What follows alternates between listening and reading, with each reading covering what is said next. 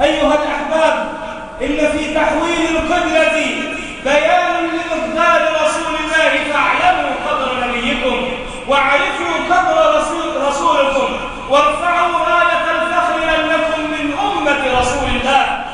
فلنولينك قبلة ترضاها فول وجهك شطر المسجد الحرام. اتجه إلى ما ترضاه. وفي آية أخرى في الضحى: ولسوف يعطيك ربك فترضى. هنا فلنولينك قبلة ترضاها، وهناك ولسوف يعطيك ربك فترضى. وكأن ربنا سبحانه وتعالى يريد أن يحقق لرسول الله صلى الله عليه وسلم كل ما يسعده ويرضيه. ولذلك أيها الأحباب، قد نرى تقلب وجهك في السماء. من كانت له حاجة فليتجه إلى قاضي الحاجات. من كانت له مظلمة فليتجه إلى من لا تضيع عنده المظالم. من كانت له مسألة فليتجه إلى صاحب السؤال والمسؤول وهو الله. قد نرى تقلب وجهك في السماء. لمن يتوجه رسول الله؟ ولمن ينزل في السماء رسول الله؟ وممن يطلب رسول الله؟ إنه يتجه بقلبه وقالبه إلى مولاه. وفي هذه لمحة لأمة الحبيب أن يلجأوا في كل أمورهم إلى الله حتى ينالوا العطاء والرضا من الله. فعندما أقبل رسول الله على الله نال القبول من ربه ومولاه. افتروا لهذه المعاني في هذه الآيات في زمان انقضت فيه المادة على القلوب فصمصت البصائر والبصيرة. أين نحن من الإقبال على الله؟ تمسكنا بالدنيا وظننا أن فلانا ينفع وأن فلانا يضر. ظننا أن رئيسي في العمل ينفع أو يضر. ظننت أن فلان يسد حاجتي، وظننت أن فلان يعطيني سؤلي. كلا والله، إن من تمام العقيدة أن تعلم أن النافع والضار هو الله. ومن كمال العقيدة أن تعلم أن قاضي الحاجات هو الله. ومن تمام العقيدة أن تعلم أن إلها واحدا هو الذي يستحق التوجه والجهة وهو الله. فأقبلوا على الله بالقلوب تنالوا كل مطلوب. قد نرى تقلب وجهك في السماء. فلنولينك قبلة ترضاها فول وجهك شطر المسجد الحرام. وحيثما كنتم فولوا وجوهكم شطرا. في أي جهة، في أي مكان، في أي زمان، توجه إلى الرحيم الرحمن سبحانه، لأنه في كل جهة وفي كل مكان. وعندما أراد أن يحسم المسألة قال: فأينما تولوا فثم وجه الله. في أي مكان تجد الله تبارك وتعالى.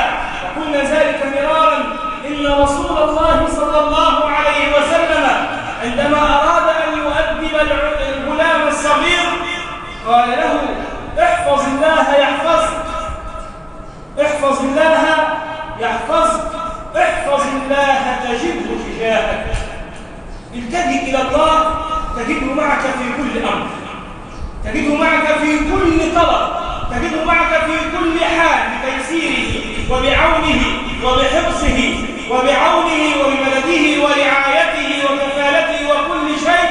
ومن كان مع الله كان الله معه، ومن كان معه الله فلا يشقى أبدا. ولذلك أقول: قد نرى تقلب وجهك في السماء. أقبلوا على الله بقلوب، أقبلوا على الله بقلوب، واسألوه أن يرينا كل فرج من كل كرب وكل سرور وكل مطلوب. إن اليهود عندما أرادوا أن يشككوا المسلمين في دينهم أزاحوا الله الشريعات، وغدا سيتبع ديننا، ولكن حاشا وكلا.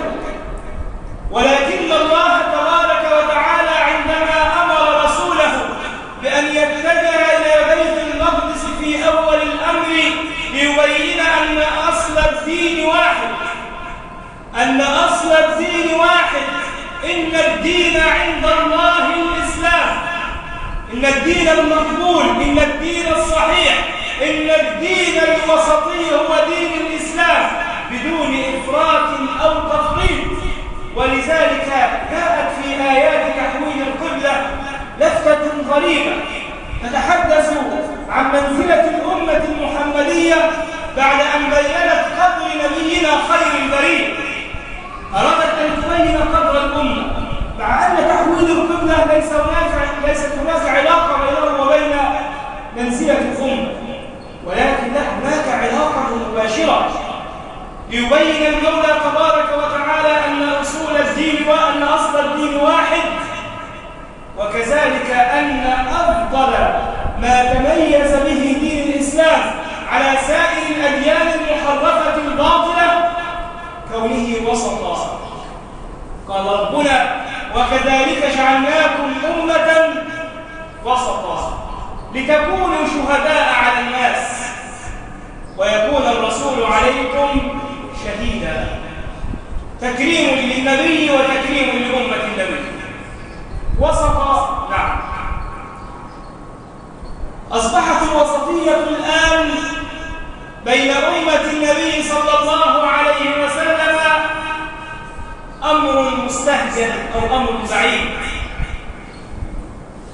أصبح الناس الآن بين تفريط وإفراط، أو بين تشدد أو استهتار، أو بين غلظة وبين أمر آخر وهو الهوان والانغمالات.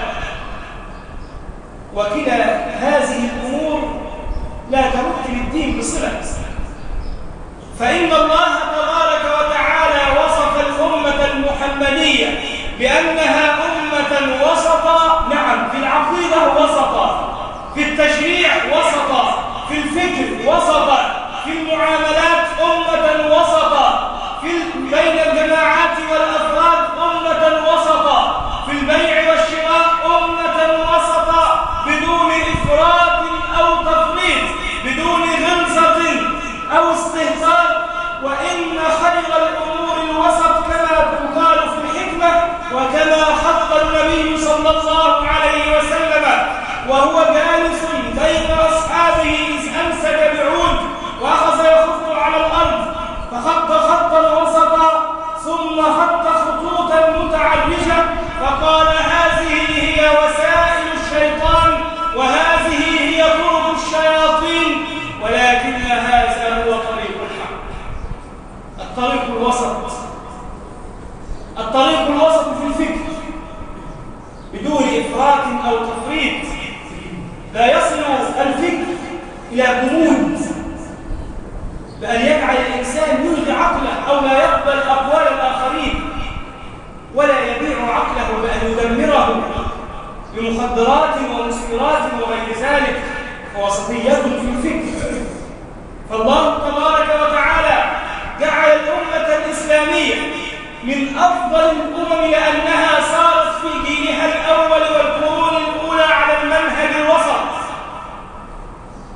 لماذا كتب لها البقاء والدوام؟ لأن الوسطية في كل شيء تزيل، لا تكن صلبا فتكسر ولا تكن لينا فتسمع. وقال سيدنا عمر ليبين هذه الوسطية بمثال محسوس: والله لو بيني وبين الرعية حبلا ما انقطع أبدا، إن شدوه أرخيته له وإن أرخوه شددته منه. أسلوب في المعالجة، أسلوب الوسط ليبين منزلة الأمة الإسلامية، ما نجحت القرون الأولى في كل المجالات، مجالات علمية وفكرية وفقهية وغيرها، وما استحقت الأمة الإسلامية أن تسود في الماضي القريب إلا بأنها صارت على المنهج الوسط. وكذلك جعلناكم أمة وسطا. وسط في العقيدة، نعم، إن اليهودية تمسكت بالمادة تمسكا مقيتا حتى وصلوا أنهم لا يؤمنوا إلا بما يروه، يؤمنوا ما هو فقط، لكن أنكروا الغيبيات، أنكروا الجنة، أنكروا النار، أنكروا وجود الله. بعضهم أنكر وجود الله بحجة أنه لا يراه، وأنكروا كل ما لا تدركه الحواس، وتعلقوا بالمادة تعلقا مقيتا. وقد ذكر ربنا سبحانه وتعالى ذلك في القرآن لا على تمسكهم بالمادة ولتجنهم أحرص الناس على حياة. جاءت المسيحية بعدها انقلبت من الضد إلى الضد، عاشوا في رهبانية تتعطل معها مصالح الحياة، التزموا بالأديرة والصوامع وتعطلت أمور الحياة. ولكن الإسلام جاء ليجمع بين مزايا الديانة الأولى وبين مزايا الديانة الثانية وهي الديانة المسيحية، ويجمعها في قالب هو في الأساس القالب الأصلي للإسلام، لأن جميع الأنبياء ما جاءوا بيهودية أو نصرانية، وإنما جاءوا بدين واحد وهو دين الإسلام. قالوا آمنا بالله واشهد بأننا مسلمون على لسان حواري سيدنا عيسى وسيدنا إبراهيم وسيدنا يعقوب، ووصى بها إبراهيم بنيه ويعقوب يا بني إن الله اصطفى لكم الدين فلا تموتن إلا وأنتم مسلمون. فإن أصل الأمور عند الله هي الدين الإسلامي، لا يهودية عند الله ولا نصرانية عند الله أو مسيحية، ولكن الدين المرضي عند الله هو الإسلام.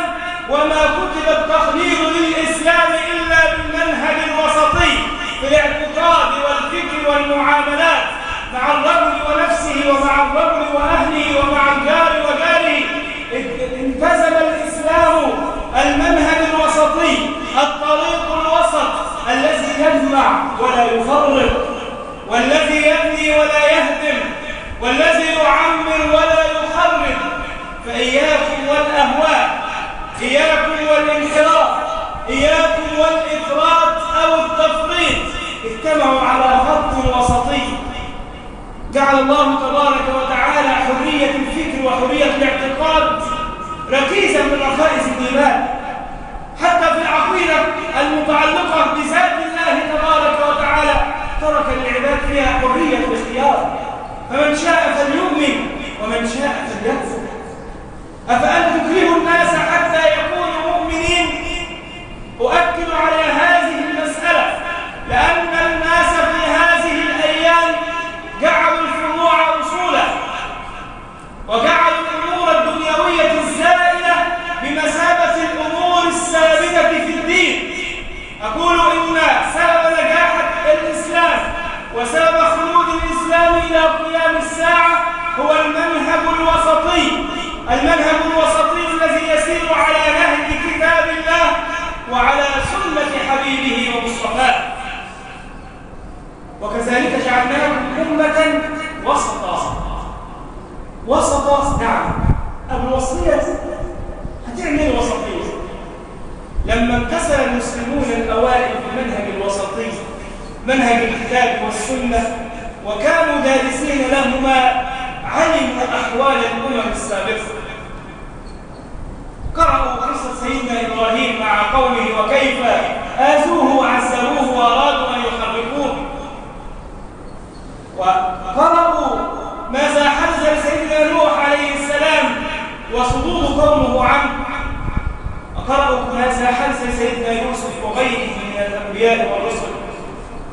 فيأتي يوم القيامة النبي ومعه الرجل أو الرجلان أو الطائفة، فيقول لهم ربنا سبحانه وتعالى وهو أعلم: هل جاءكم نبي أو رسول؟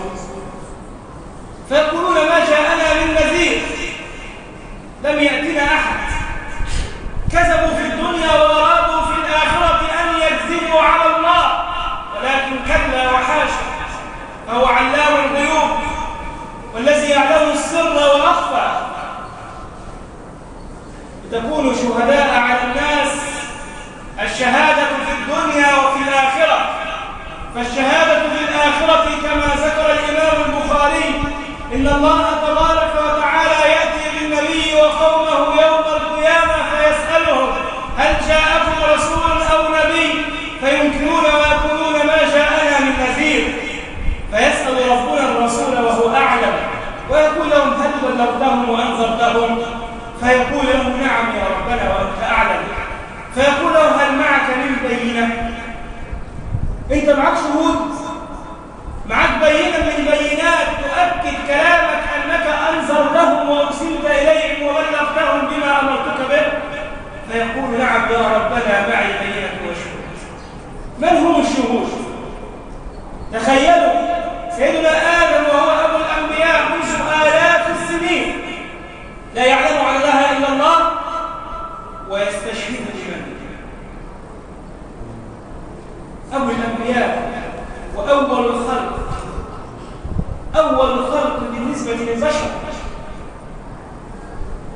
بمن يستشهد؟ يستشعر هذا المعنى، يستشهد به وبيه وبيه وبيه. المعنى لو استشعر المؤمن الحقيقي يكون شهيدا لمن؟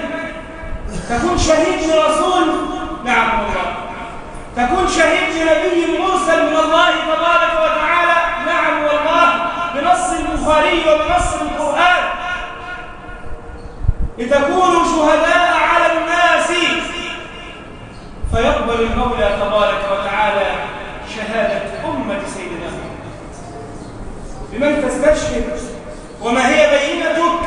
يقول بينة وشهودي هم أمة نبي آخر الزمان سيدنا محمد عليه الصلاة والسلام. يقبل ربنا شهادتهم، نعم، ويكون الرسول عليهم شهيدا. الرسول صلى الله عليه وسلم أتى في القرآن شاهدا، وأتى في القرآن مشهود، وأتى في القرآن شهيد، والألفاظ متغيرة وكل معنى مختلف عن الآخر تماما. ولذلك كما قال ربنا في آية أخرى فكيف إذا جئنا من كل أمة بشهيد وجئنا بك على هؤلاء شهيدا. شهيدا، وفي آية أخرى ليكون الرسول عليكم شهيدا. شهادة الرسول صلى الله عليه وسلم على أمته شهادة تستدعي إعمال العقل وتستدعي الإقبال والاستعداد لهذه الشهادة. ما شهادة رسول الله صلى الله عليه وسلم لي يوم القيامة؟ هل حفظت أم ضيعت؟ هل فرطت أم التزمت؟ هل زدت على منهج رسول الله أم حدت عنه؟ كل هذه الأمور موجودة في ألفاظ تحويل القبلة، ولذلك قلت بداية إن تحويل القبلة وفي الحقيقة تحويل للقلوب إلى معرفة أسرار علام الغيوب في الأحداث الذي يجريها من إسراء ومعراج وتحويل للقبلة وغيرها من الأحداث التي أجراها لرسول الله صلى الله عليه وسلم.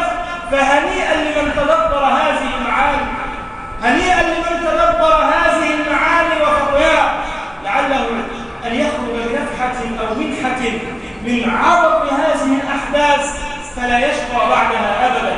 يقول النبي صلى الله عليه وسلم في الحديث الذي رواه سيدة عائشة كان بسندية الإمام البخاري، تقول إن اليهود لا تحسدون على شيء إلا على ثلاثة أشياء: تحسدنا على يوم الجمعة الذي هدانا الله تبارك وتعالى له وضلهم عنه، ويحسدوننا على القبلة التي هدانا الله لها وضلهم عنها، ويحسدوننا على قولنا خلف الإمام آمين.